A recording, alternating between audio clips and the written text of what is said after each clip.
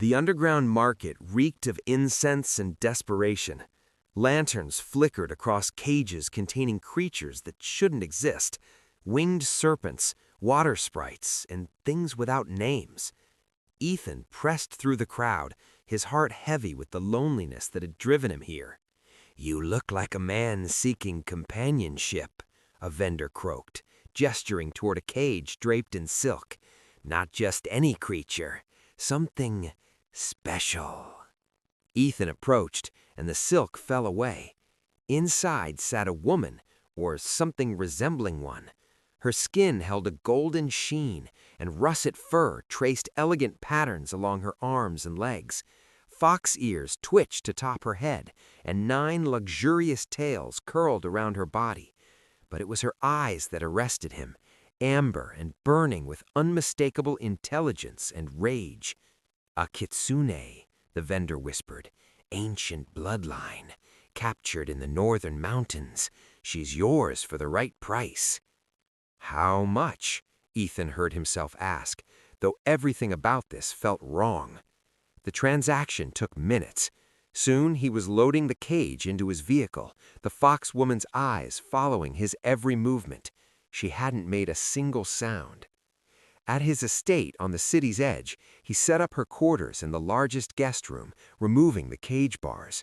"You're not a prisoner here," he told her, though she only stared with those burning eyes. "I know this wasn't your choice. It wasn't really mine either. I was just lonely." Days passed in tense silence. She refused food, refused to acknowledge his presence. Ethan found himself talking to her anyway, about his work as an architect, his empty house, the brother he'd lost years ago. She never responded, but her ears would occasionally flick toward him. On the 5th night, he woke to find her standing at his bedroom window, moonlight silvering her fur.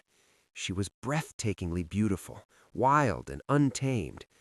"The garden," he said softly. "You can go outside whenever you want. I'll leave the doors unlocked." She turned to him then, really looked at him for the first time. Something shifted in her gaze, still wary but curious now. The next morning he found fox prints in the garden soil and a single golden hair on the porch railing. It felt like progress. Weeks turned into months. She began accepting food, though she'd only eat after he left the room. He caught glimpses of her dancing in moonlight, her tail swirling like silk ribbons. Sometimes he'd find small gifts, a perfect feather, a smooth river stone, left on his desk. One evening, as he sketched building designs, he heard it, soft footsteps approaching. She sat across from him, still silent but present. Her proximity sent warmth through his chest that had nothing to do with her supernatural nature. "Thank you," he whispered, "for trying." Her lips curved slightly, almost a smile. Spring arrived with cherry blossoms, and something in the foxwoman began to shift. Ethan started finding her in unexpected places, curled by the fireplace with a book, her finger tracing the words as she learned his language, or watching him cook with an expression of amused fascination. "Akame," she said one morning, her voice like wind chimes, the first word she'd ever spoken to him.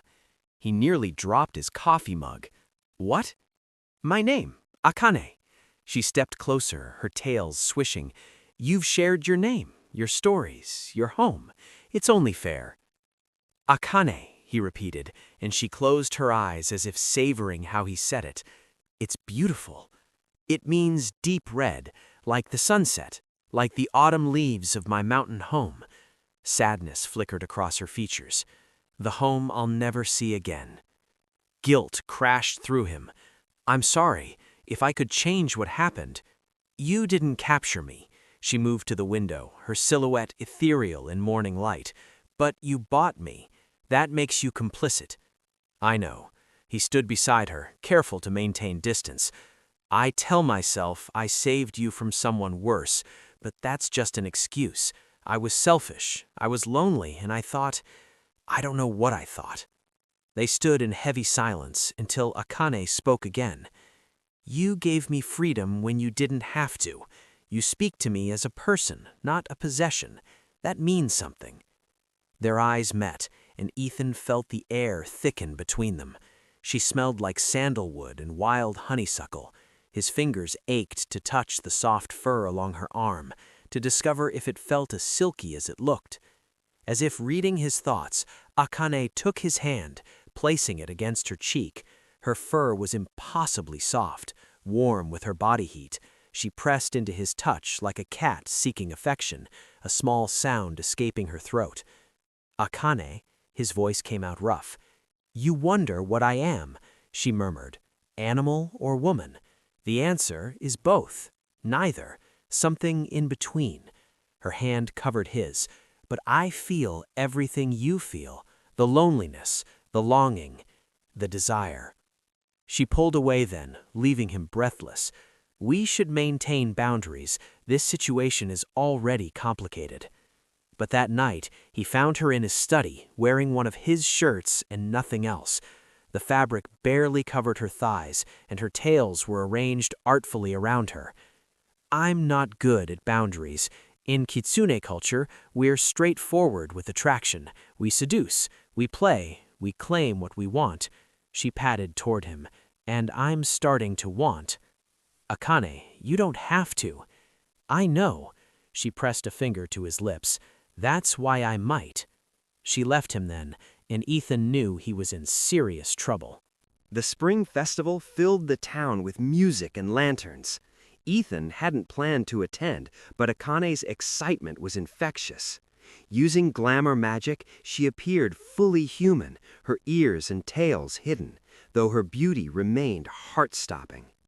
"You look incredible," he breathed when she emerged in a flowing dress that matched her eyes. "So do you." She adjusted his collar, her fingers lingering on his chest. "Try to keep up tonight. I intend to enjoy myself." She dragged him through festival stalls, laughing at games, sampling sweets, her joy radiant. When traditional music started, she pulled him into the dancing crowd. Her body moved against his with deliberate sensuality, her curves pressing close in ways that made him lose his breath. "You're killing me," he whispered. "Good." Her lips brushed his ear. "You've been haunting my thoughts for weeks. Fair is fair." The night blurred into stolen touches and heated glances. By the time they returned home, tension crackled between them like electricity. Akane's glamour had slipped slightly, one ear visible, 3 tails swishing beneath her dress. Inside, she pinned him against the door. "I've made my decision." "What decision?" His hands found her waist automatically. "About us, about this." She kissed him then, fierce and claiming, her supernatural nature bleeding through as her kiss tasted of magic and wildfire. "In Kitsune tradition, we choose our mates, not through obligation, through desire and respect." Ethan's mind reeled. "Mate? I choose you, Ethan." Her eyes glowed amber in the darkness. "Not because you own me, but because you freed me, because you see me. Because when I look at you, I feel home." He cupped her face, thumbs stroking her cheeks. "I choose you too. God, Akane, I've been half in love with you for months." "Only half? Then I need to work harder."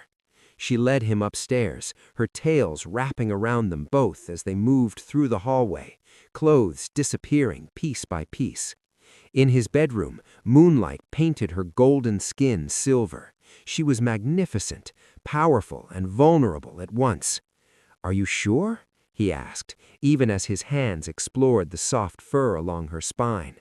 "Very sure." She pulled him down onto the bed, her body arching against his. "Make me yours. Let me make you mine." Their joining was intense, primal, tender, a fusion of human passion and foxfire magic. Her tails wrapped around them like a cocoon as she moved above him, her hair cascading down like a copper waterfall. When she cried out his name, power surged through the room, making the air shimmer. Afterward, she lay curled against his chest, one tail draped possessively over his legs. "Mine," she whispered, "forever mine." "Forever yours," he agreed. knowing he meant it with every fiber of his being. 3 months of bliss passed before danger found them. Ethan woke one night to Akane growling, a sound that raised every hair on his body. She crouched at the window, all 9 tails bristling, her teeth bared. "What's wrong?" "Hunters." Fear flickered in her eyes for the first time since he'd known her. "They found me." Ethan's blood ran cold. "The poachers?" "Worse. These hunt supernatural creatures for sport and profit. They've tracked my essence signature." She turned to him, grabbing his shoulders. "You need to run, now. They'll kill anyone associated with me." "I'm not leaving you." "Ethan, please." Glass shattered downstairs. Men's voices echoed through the house, harsh and confident, heavy boots on hardwood floors. Too late. Akane's voice went deadly calm. Her glamour dropped completely, and in the moonlight she was breathtaking and terrifying, a predator in her element. "Stay behind me." They burst through the door, 5 men in tactical gear, carrying specialized weapons that hummed with anti-magic energy. The leader smiled coldly. "There she is, the 9-tailed fox. Do you know how much you're worth?" "She's not for sale," Ethan said, stepping forward despite Akane's warming growl. "We weren't planning to sell her, boy. We're collectors." The leader's gaze slid over Akane like she was a trophy. "Parts of a kitsune fetch extraordinary prices, the tails alone." Akane moved before he finished speaking. She was a blur of golden fury, foxfire erupting from her hands. 2 hunters went down, screaming, as supernatural flame consumed them. But the anti-magic weapons found their mark. She staggered, blood blooming across her shoulder. "No!" Ethan grabbed a fallen weapon, swinging it like a club. He'd never been a fighter, but rage gave him strength.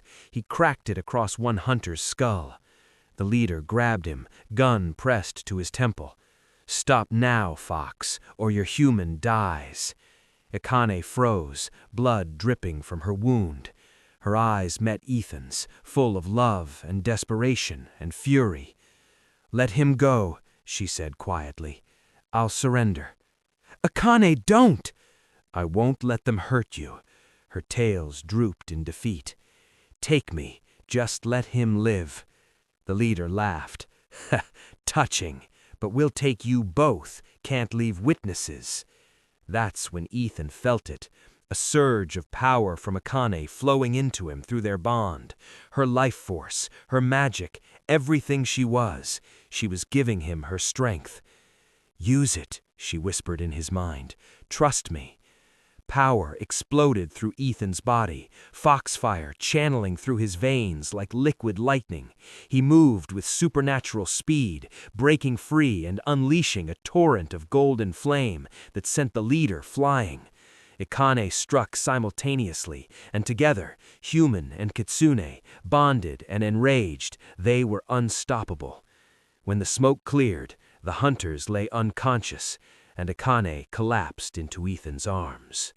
Dawn painted the sky pink and gold as Ethan carried Akane to their bedroom, her wound already healing with supernatural speed. She'd exhausted her magic defending them, and now lay vulnerable in ways she never allowed. "You could have died," he whispered, cleaning the blood from her shoulder with gentle hands. "So could you." She caught his wrist, her grip surprisingly strong despite her weakness. "That's what mates do, protect each other, even at cost to themselves. That power you gave me? A bonding gift. Kitsune can share their essence with their chosen ones. It's permanent now." She smiled tirely. "You carry part of me inside you.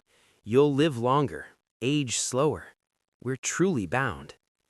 Ethan should have been shocked, but he only felt rightness settle into his bones. "No regrets?" "None."